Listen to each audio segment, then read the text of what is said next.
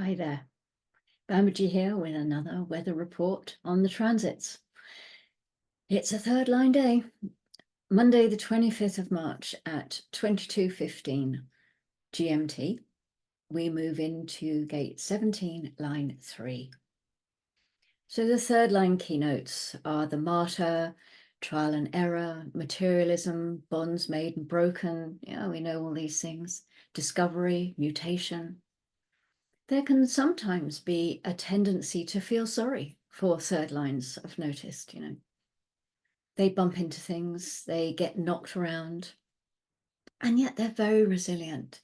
They have that built-in airbag, and they are built or designed to bump into things. This is how they experience the world for them. It's through the knocks and bumps, it's through that they discover the things that work and the things that maybe would be better left alone.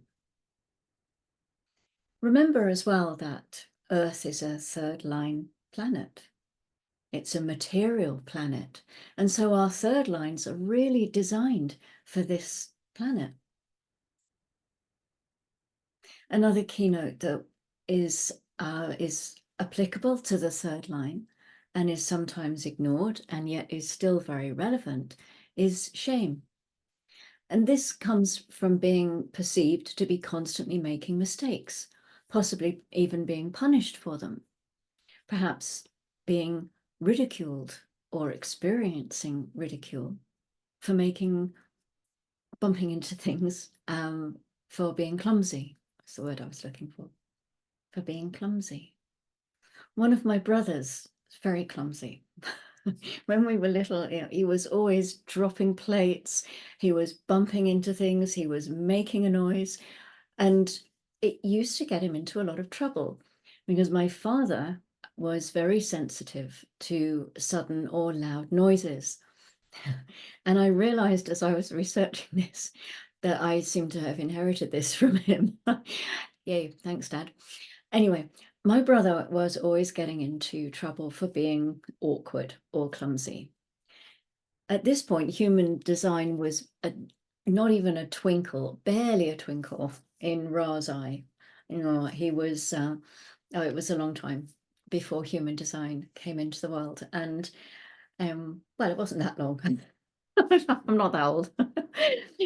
It was only when I ran my brother's chart a little while ago that I found that he has a third line profile in his design side, which is the body side. So he is quite literally designed to bump into things.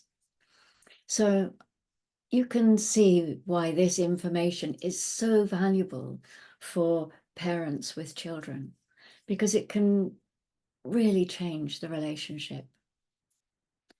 The word mistake, it originally meant to miss the meaning of, or to lose one's way.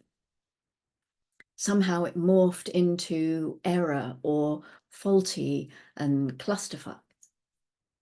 Reframing mistakes as discoveries or challenges or hiccups might seem a bit disingenuous, maybe, or a little bit fake, but it can be so helpful, especially for children, really.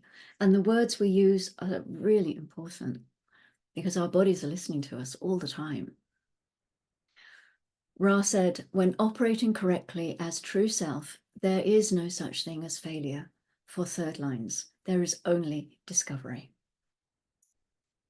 The 17.3 is called understanding, and the lifetime learning here is the awareness that the best road is not necessarily the most interesting. Third lines like to have a lot of variety in their lives. They like to bump into a lot of different people, a lot of different experiences. I've known some to get really antsy when that, for some reason or other, isn't able to be part of their experience. There's a difference between what we want and what we need. We want life to be smooth and pleasant and happy.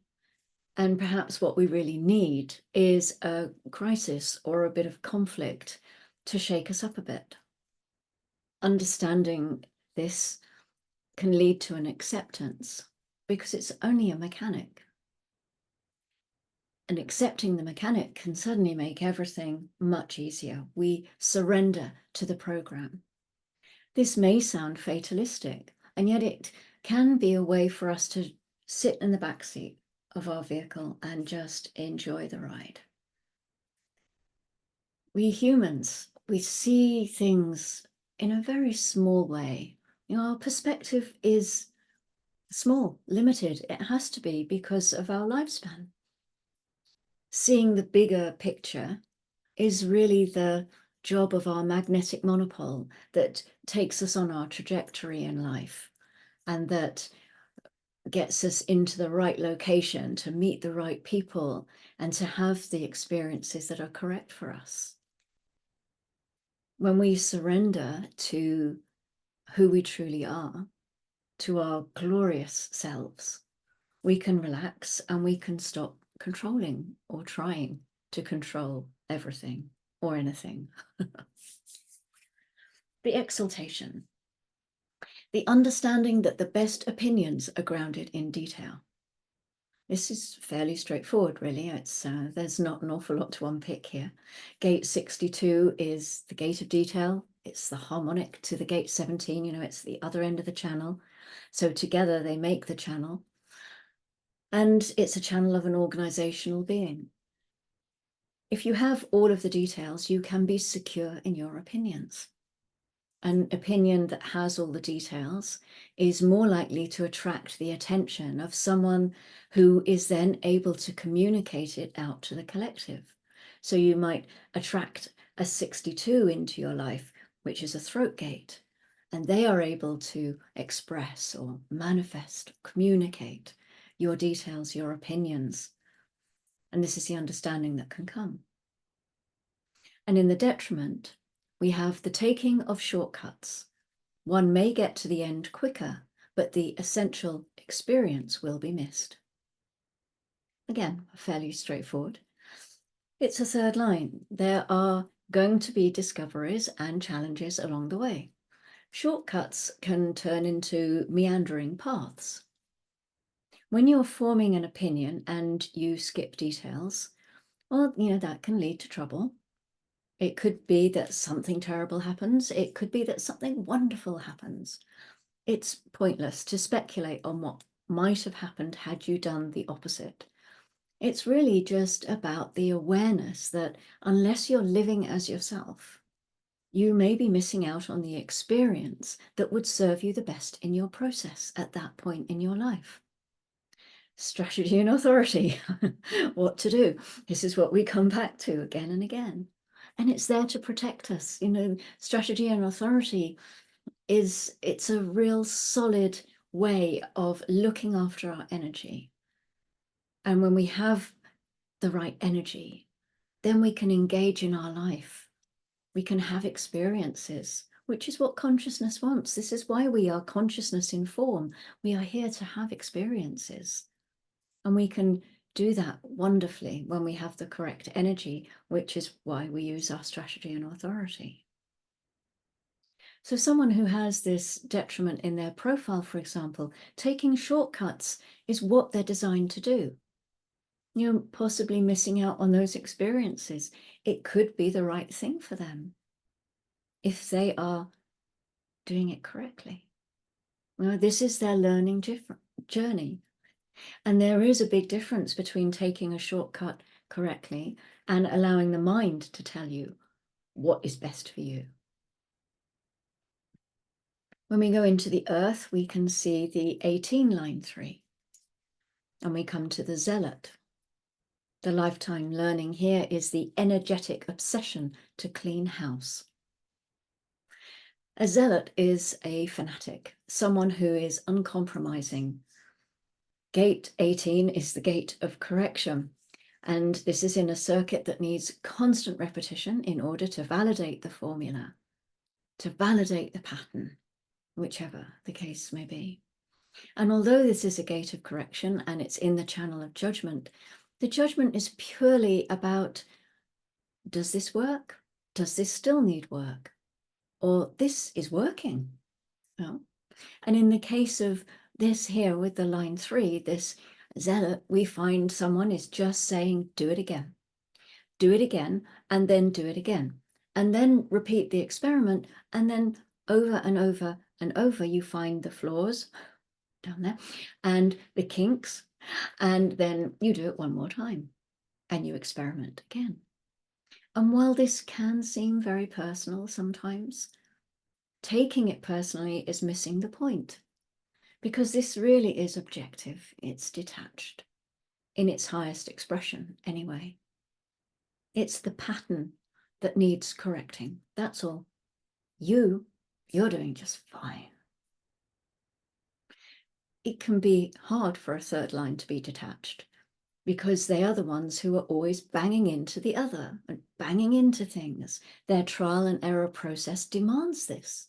The experimentation demands this. And it's built into them, and it can feel very personal. Ra says that the only thing, don't jump ahead now, stay with me. Ra says the only thing that can save you from making it personal is, yep, you guessed it, living out your type, strategy, and authority. To be obsessive about correcting something can be very useful, and it can have critical potential too. It can lead to dissatisfaction, and it can lead to the creation of as many problems as it solves. All part of the process. When something is entered into correctly, then whatever happens serves the process.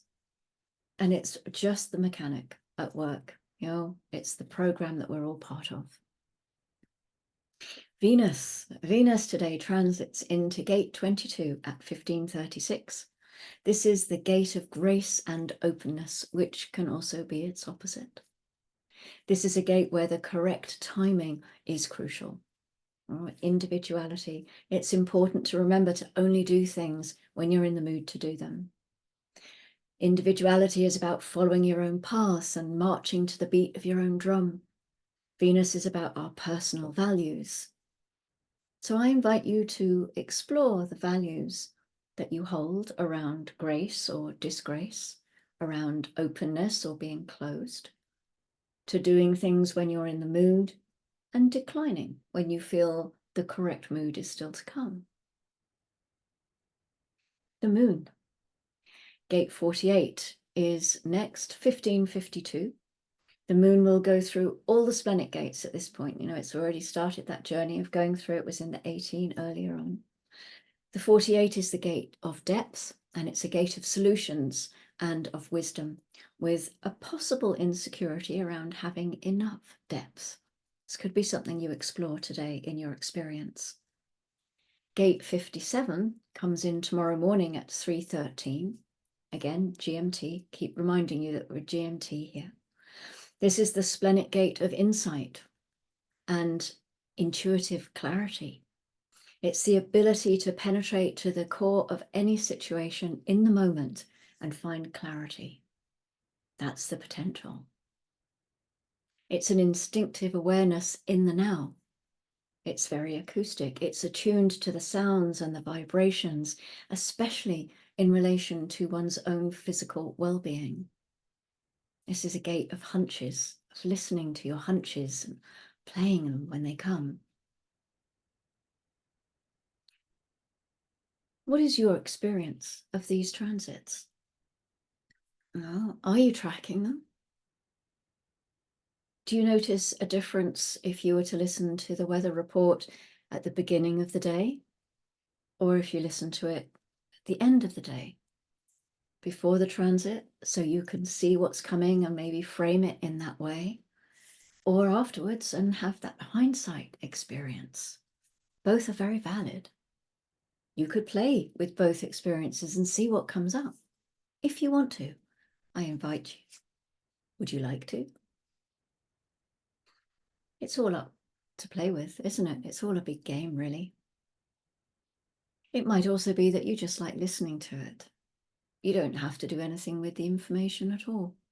Like I said earlier on with the line 2, maybe in a few years' time, you'll suddenly come back to it. Yes, I remember that. And that's our weather report for today. And I will be back with the 17 line for tomorrow. And I wish you well. Go gently. Bye bye for now.